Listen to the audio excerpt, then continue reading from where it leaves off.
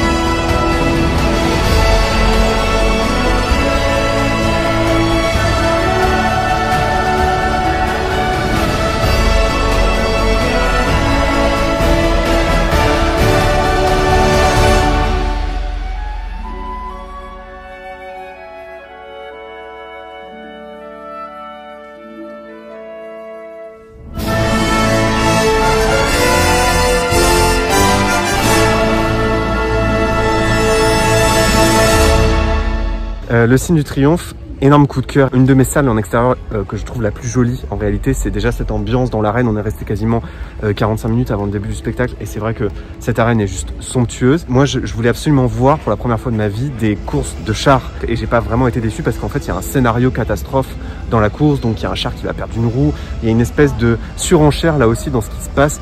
C'est pas seulement une vraie course, c'est aussi un espèce de scénario. Après il y a un petit truc qui m'a bloqué dans le spectacle, c'est l'utilisation des félins.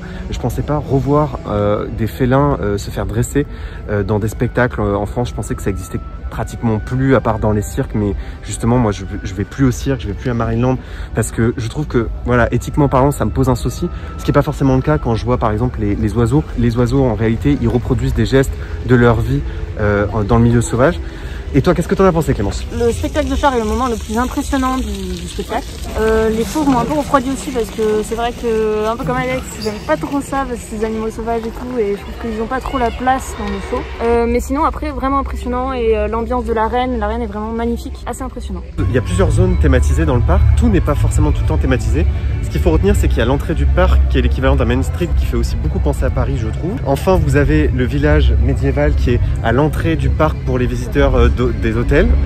Et là, en fait, on se dirige vers la partie la plus ancienne du parc, puisqu'apparemment, c'était la première partie thématisée, qui est un village du XVIIIe siècle.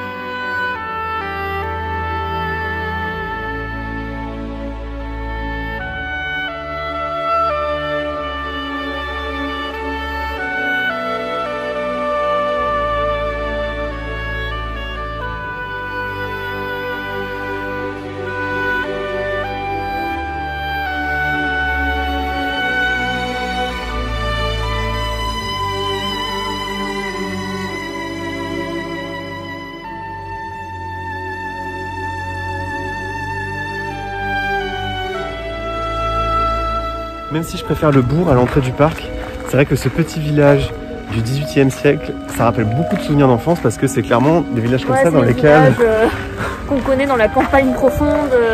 Auvergnat. Ça ressemble beaucoup, ouais. Ça ressemble beaucoup.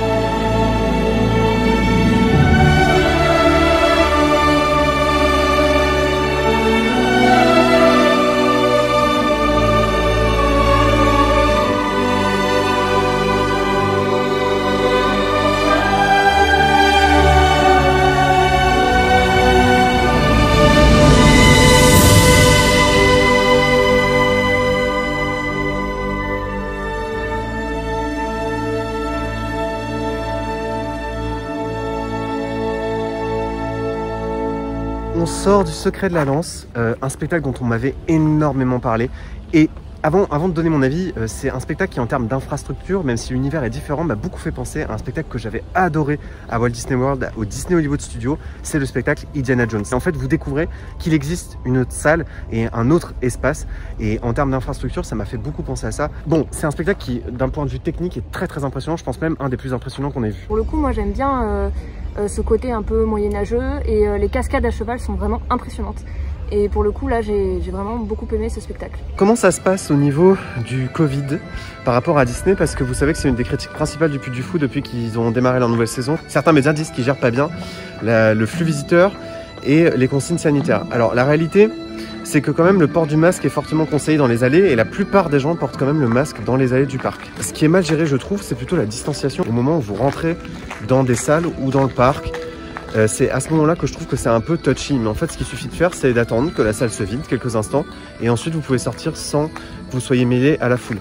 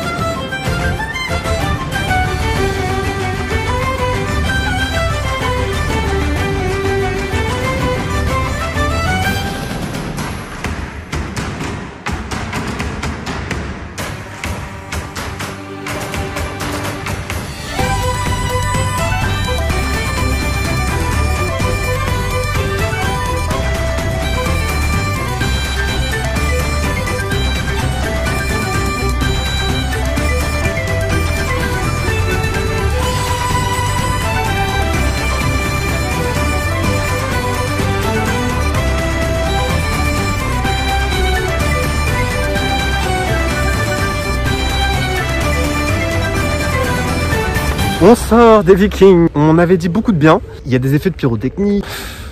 Je suis resté un peu sur ma faim. C'est clairement pas du tout mon spectacle préféré du parc. Je suis plus cascade cheval par rapport à ce qu'on a vu. Les oiseaux aussi, plus émouvants, alors que les Vikings, il y a eu moins de waouh de mon côté.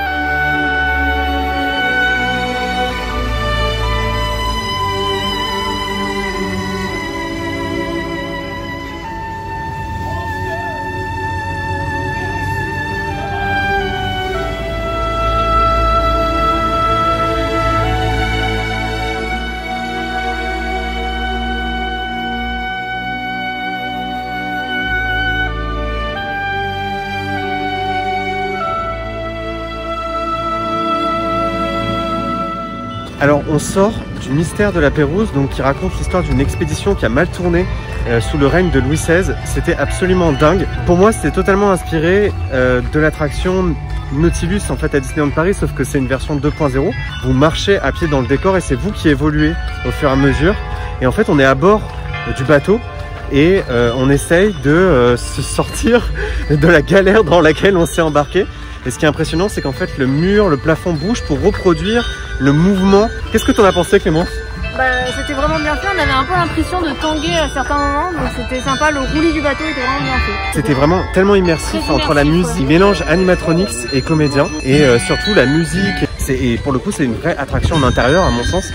Et de plus en plus, en fait, j'ai l'impression qu'ils font le choix des attractions intérieures. Alors j'ai pris une petite bouteille de coca parce qu'il faut que je vous explique, je suis très sujet au malaise, ce qu'on appelle le malaise vagal. Donc je m'évanouis dans des salles de cinéma, dans des lieux où parfois je suis un peu, comment dire, sensible à trop d'émotions et trop de sensations. Et comme on m'a dit que c'était assez impressionnant les amoureux de Verdun, je me prépare à vaciller à tout instant.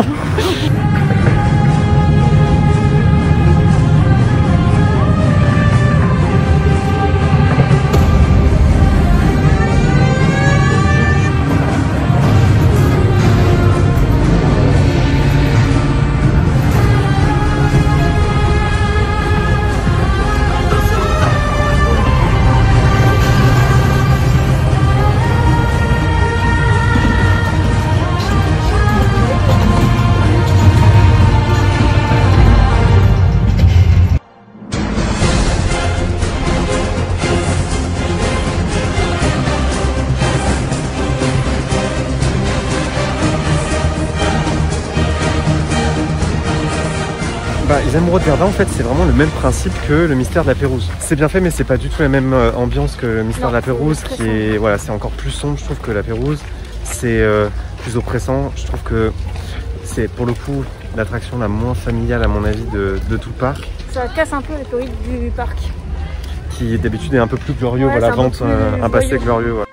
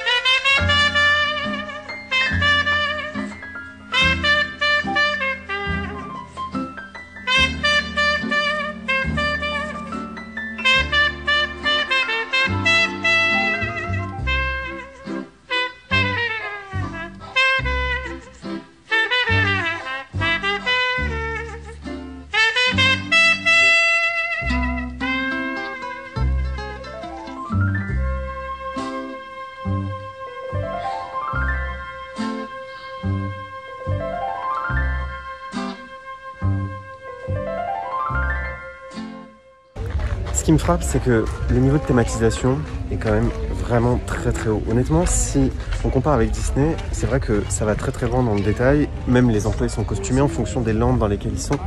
Donc ça va vraiment loin. Et n'hésitez pas aussi à flâner dans l'entrée du parc ou dans le village dans lequel on est là aujourd'hui. Parce que je suis impressionné quand même par le niveau de détail.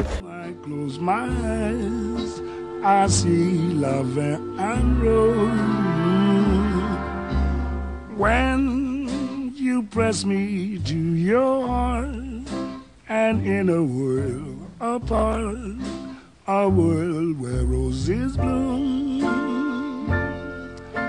and when you speak. Alors on sort du spectacle, les mousquetaires de Richelieu, énorme coup de corps. C'était vraiment incroyable, tout le passage avec l'eau était vraiment magnifique. Et la musique était très bonne aussi, les acteurs, franchement c'était vraiment sympa. Ça a clairement bouleversé mon classement, ouais. Surtout que le fait que ce soit en intérieur, ça rend le spectacle encore plus immersif, donc c'est un peu dans le style aussi du dernier panache en termes de son, Il y a une variété de voix aussi de comédiens que j'adore qui ont prêté leur voix, comme Gérard Depardieu ou Richard Darbois. Et la séquence, effectivement, espagnole à la fin est juste sublime. Et la scène d'action au début aussi, dans un autre style. Et même si c'est pas forcément hyper émouvant, c'est à mon sens le spectacle ça en met plein les yeux. Voilà, en intérieur c'était clairement celui que j'ai préféré et c'est clairement un de mes spectacles préférés ici au Puy du Fou.